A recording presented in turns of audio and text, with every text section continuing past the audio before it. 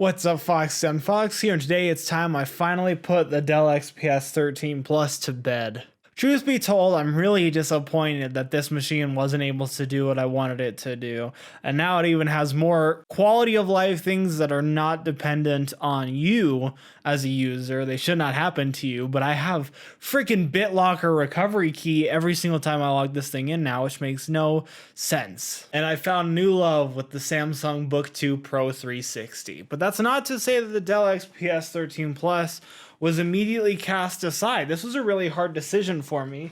And the reason why is because I'm not somebody who gets sponsorships for laptops or just gets to test them for fun. The laptop that I'm choosing is going to be a laptop that I'm hoping to use for at least 2 years.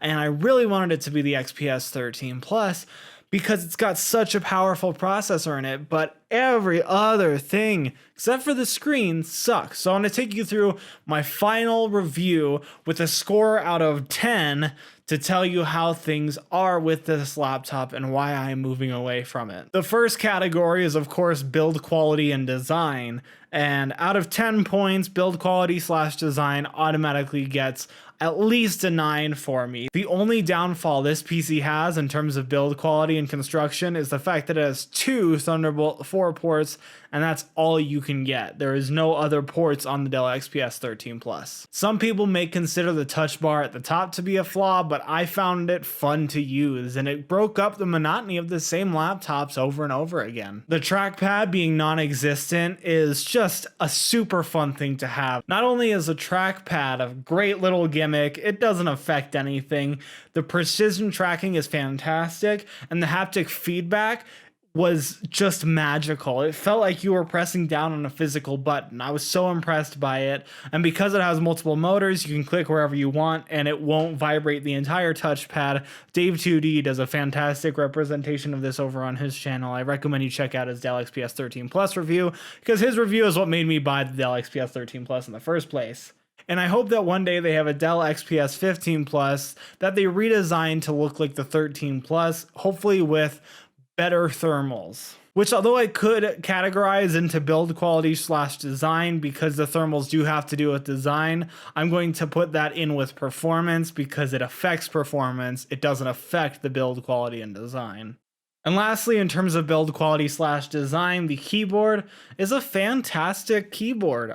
I mean, people may be off-put by the way that it looks, but again, I really like how it looks because it really seals in the futuristic and innovative nature of what the Dell XPS 13 Plus design hoped it to be, and it really types fantastic. It's one of the best laptop keyboards ever. So overall, I give the build quality / design a 9 out of 10. And a category that just gets an absolute 10 out of 10 is the screen, because it's what you're looking at on a laptop. It deserves its own category. Now, I do not have the full HD 1080p panel, nor do I have the full 4K panel. I have the 3.5K OLED, and it is a 10 out of 10 viewing experience. It is an amazing, amazing screen that I don't think is rivaled by any other laptop company.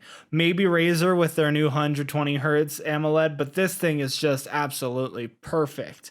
I love it so much, and it looks better than even a MacBook screen because it does not have the micro LED glow effects. It's just one of the best OLEDs I've ever seen.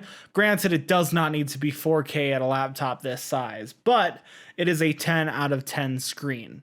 It is only 60 Hz, but I consider that to be okay because this isn't really a gaming class machine. So things are going great right now. I got a 9 out of 10 on build quality and design, a 10 out of 10 on the screen.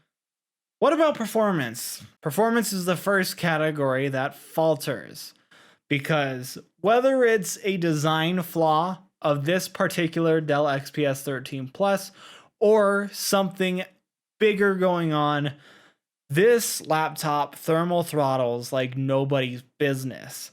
If you opened it up and ran one Cinebench test on it, you would probably give it a 10 out of 10. It's one of the best CPUs to come out by Intel in recent years. The 1280p, which I have, there are also the 1260p options and the 1240p. And quite frankly, I think you should honestly even go for a 1240p because this 13 Plus just cannot handle the amount of thermals that the 1280p is putting inside of it. And immediately, despite the fact that the performance would be a 10 out of 10 when you turn it on and run Cinebench, if you use it for any extended period of time, it will just absolutely destroy itself.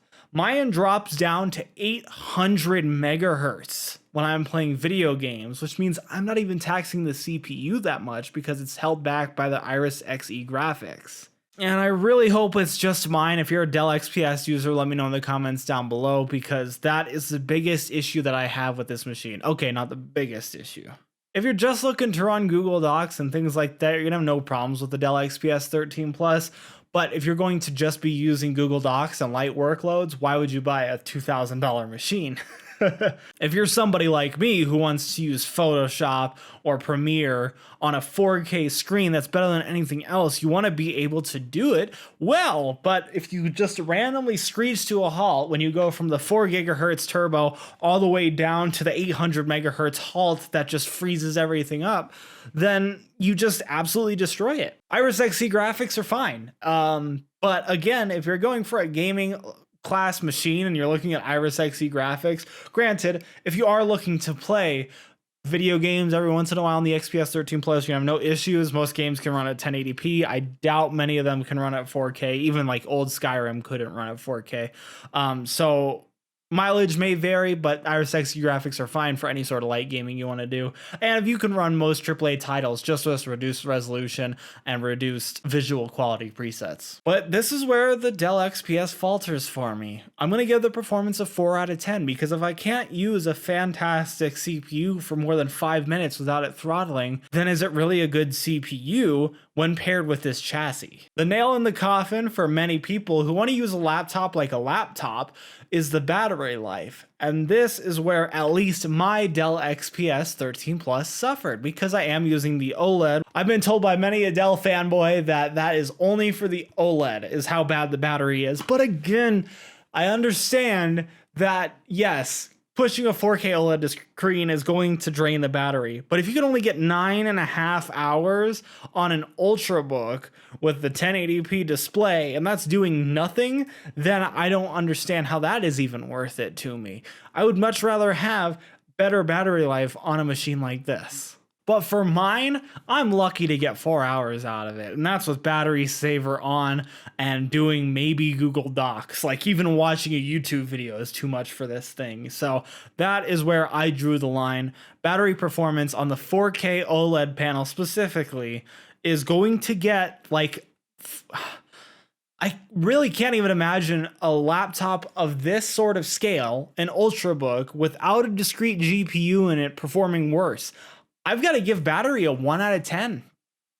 I mean, this just does not last long. So if you manage to pick up a Dell XPS 13 Plus with the 1280p in it that doesn't throttle like this, then it's still a good buy if you're somebody who doesn't go around using laptops like a laptop. That's all I can ever say. If you go travel to and from work and you use your laptop at home charged, and then you go to work and you plug it in there and you work there, then it'll be fine, especially if you get the 1280p that is magical and doesn't throttle. You'll have a fantastic time with this machine. But that's where the ultimate line is drawn, which is such a shame, because if the battery life was just a little bit better, if it was 6 or 8 hours, then I would have reached out to Dell and just said, if you can fix the throttling issue, because I'm pretty sure it's a device by device basis. Just say, you know, fix the throttling, send it back, and I'll just use it again. But I'm just going to send it back because it's a faulty unit and the battery life is just terrible on it. So that's why I am saying goodbye to the Dell XPS 13 Plus, which is such a shame because I love the build quality. Speakers are great, screen is great, keyboard, trackpad, touch bar, the design, everything about it is great in theory, but in practice, this is not a laptop. And the thermal throttling just is really destroying it. I do not know if you should have put a 14-core, 20-thread monster inside of something this thin. And I get they had to sacrifice a lot for it, and all the sacrifices would have been fine if the battery life was longer. That is my final verdict. If you add up all the categories and divide them by 4, you get an average of 6 out of 10 for this laptop. Hence why I am going to say goodbye to the Dell XPS 13 Plus for the last time. So close to glory, whether it be a manufacturing issue that caused my i7 1280p to throttle, or if it's a more systematic thing. No matter what, the battery life is what really killed it for somebody like me who's looking to go to college and mess around with laptops in my bag so that way I can actually take some damn notes on them. This laptop is no longer going to be in my inventory. I am going to send it back to Dell, and we are going to call it there. I wanted it so bad. And I know that maybe you're a Dell XPS 13 Plus fan, you're like, oh my god, this guy just sucks. He doesn't get it. I tried so hard to love this thing. I mean, this was my dream laptop. I was like, oh, MacBook killer. Battery life kind of sucks, but you know what? It's worth it. If it lasts 4 hours with normal usage, then whatever. Most of my classes are going to be like that anyway, but no. 4 hours with thermal throttling just killed it. And I can no longer use the Dell XPS 13 Plus. Meanwhile, I'm going to stick to my Samsung Book 2 Pro 360. This is now my permanent laptop. I have made my decision, and I am very happy with it. I love this machine. I recommend checking it out. I have unboxing and impressions on my channel, and I'm sure I'll do a review one day on it too. Otherwise, thank you so much for watching this video. If you liked it, like, subscribe, do what you usually do, and as always, buy yourself something nice.